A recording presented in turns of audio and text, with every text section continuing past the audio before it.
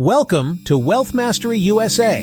Today we're breaking down Investing 101, how beginners can start with just $100 in 2025. Yes, you don't need thousands of dollars to begin. Let's dive in.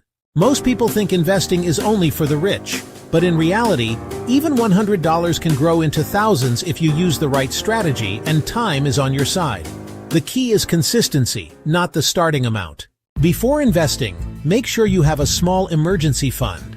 Think of it as a safety net, so you don't pull money out of your investments when life surprises you.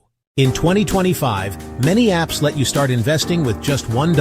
Robinhood, Fidelity, Vanguard, and Acorns.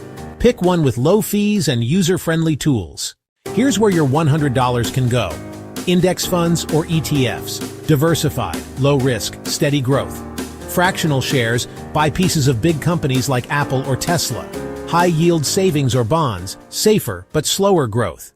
Instead of dropping all $100 at once, try dollar-cost averaging. That means investing a small amount weekly or monthly. This reduces risk and builds discipline. The real power of investing is compounding. $100 today, with consistent contributions, can turn into $50,000 plus in 20 years. Don't chase quick profits. Think 5, 10, or 20 years ahead. So, if you've been waiting to invest, stop waiting. Take that first $100 and put it to work. Your future self will thank you. Don't forget to like this video, subscribe to Wealth Mastery USA, and hit the bell icon for more personal finance tips.